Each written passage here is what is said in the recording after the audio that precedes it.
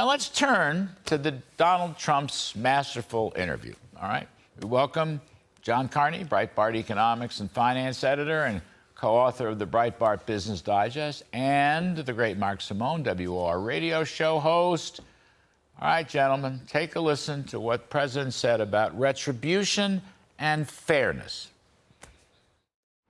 When you launched your campaign in March, you told the crowd, quote, "I am your retribution." What does that mean? What does that look like? I think retribution is talking in terms of I have to protect people. What they're doing to people is so horrible. They're putting people in jail for long periods of time. Firemen, policemen, accountants, even lawyers. When you talk about retribution, are you talking about directing your attorney general to try to go after your political enemies? When I talk about retribution, I'm talking about fairness. We have to treat people fairly. All right. You heard him. We have to treat people fairly. Mark Simone, I'm going to start with you because the dual standard of justice under the Bidens has come through. I don't think Trump is saying he's going after them. I think he's saying it's time we had a neutral system of justice, a fair system. Correct me if I'm wrong. I don't know, Kristen Welker, who's usually a good reporter, I'm not sure she picked up on that, but isn't that what Trump was saying, or what? Absolutely. Yeah, you can see just by watching Meet the Press, when the Democrat is on, it's nice, gentle questions. They listen to your answer. When he's on there, pounding away, interrupting every other word. Hey, by the way, Meet the Press, for every week of the year, tells you how awful, disgusting Donald Trump is. Then when they get a new host, they beg him, they plead with him to come on the show and boost their ratings, and he's nice enough to do it. And for people that say he's afraid to debate, he's doing the toughest debates I've ever seen every week, between this and Megyn Kelly and CNN. All of these are much tougher debates than the real ones. I think she's a pretty good reporter. She covered me while I was in the White House. I think she's a pretty fair reporter. There's some unbalanced things that are going to happen. We're going to show them later on in some of these sound bites. But the point I think that's key is Trump is sticking to his guns in a relatively calm and moderate way. I mean, that's the point that I think sticks out like a sore thumb. His guns are absolutely correct. He should stick to them. Nobody can figure out what these 97 charges are. You know, he's talking about fairness. Here's a guy, we don't even know what he did wrong, and he's hit with 97 charges. John Gotti didn't have 97 charges. John Carney, you want to make a point here? I was going to spare you because we're going to get to the UAW.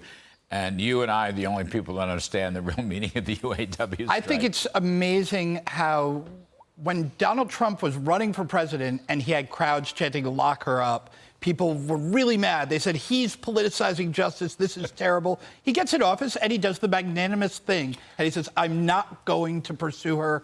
I'm not going to go after Hillary Clinton.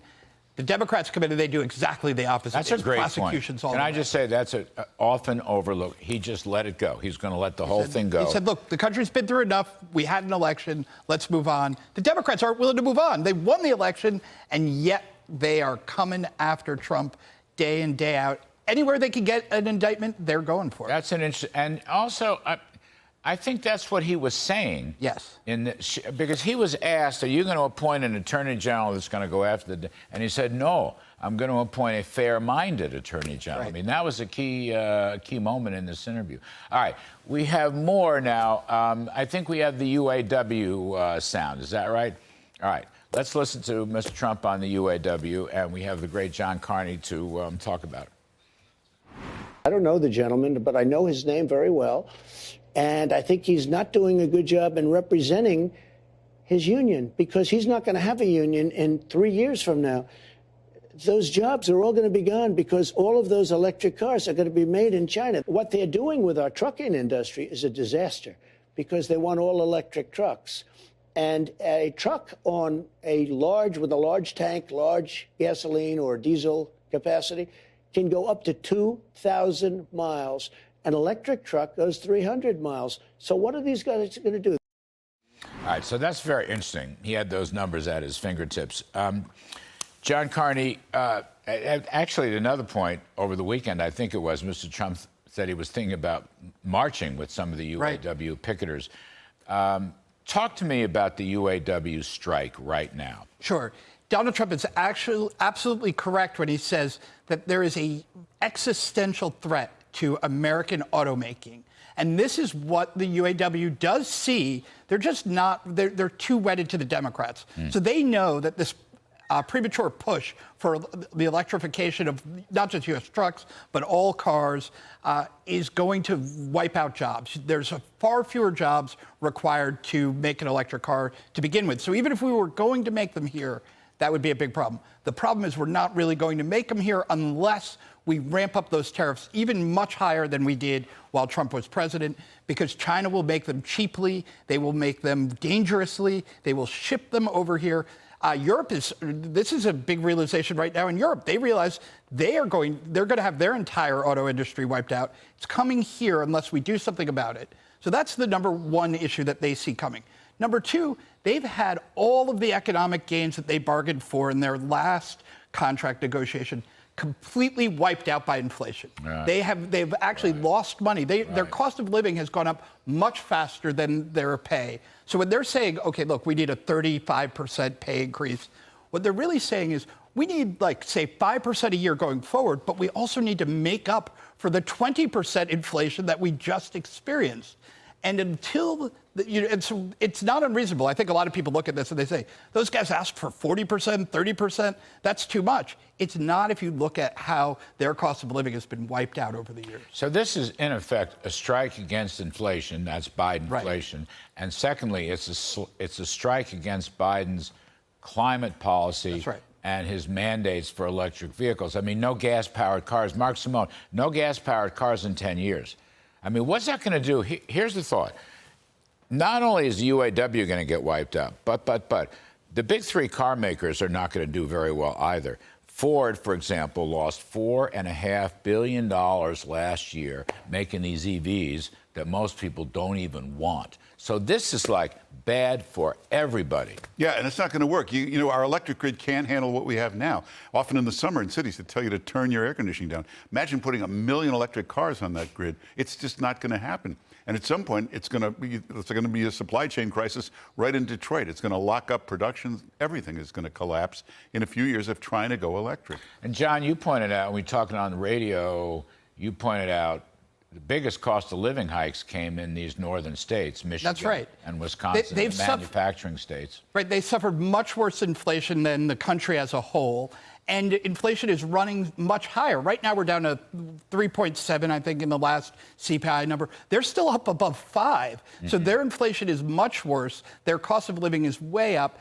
And frankly, I think all they're asking is for a fair deal. They're not fighting against the market. They're not fighting against free market forces at all. They're fighting against the Biden administration policies that have wiped them out and threaten to make it even worse in the future. What's new? What's the latest? The front page of the Wall Street Journal today was praising their tactics. They went after specific factories for all three car makers, which is unusual. Are there any new reports out today? Well, so the most interesting thing they're doing, this is related to what Mark was saying, is they're going after the profitable gas engine factories. So they're not going after the electric factories. If they did that, the car companies would say, oh, good, we don't have to make those for a while. They're all just sitting on lots. Nobody wants them.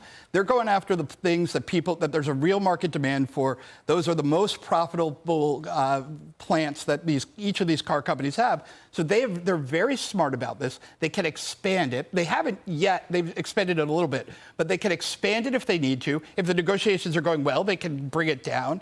Normally, they would only have around 6 weeks to be able to strike, because that's when the strike fund runs out and people have to feed their families. You got to go back to work. But by only striking certain plants and keeping a lot of the unions still working, that extends the strike fund for as long as they want. Mark Simone, I know you've had a lot of experience as a long-haul truck driver. Trump's point, they need to go 2,000 miles. Electric trucks, electric-powered trucks, 300 miles. Nobody ever talks about that. That's a factoid I've never heard before. Yeah, I don't want to spend 45 minutes to an hour in a gas station every time I have to charge up. There's all kinds of problems. The batteries are about $18,000. You got to strip mine half the earth to get the minerals for the batteries. Which releases carbon and every other darn thing. And if there's a fire, the fire department has nothing that can put it out. They have to just let it burn for 3, 4, 5 days. We've seen people killed in New York City from electric battery fires. When you drive up on the Hutch and the Merritt Parkway to your weekend chateau in Connecticut, are you willing to wait a couple hours to recharge your battery? I really don't like to spend a couple of hours in a mobile station. That might be fun. That's a common sense point of view. If you think about what just happened when we had all these supply chain problems with the Port of Los Angeles being jammed up, that is going to be nothing compared to what trying to move to all electric trucks will be, because they'll drive 200 miles, they'll have to stop for an hour, drive another 200. It takes a week to get across America at that pace. Unbelievable. He doesn't want to wait a week to get to No. I know he doesn't. Anyway, John Carney, Mark Simone, thank you very much, gentlemen.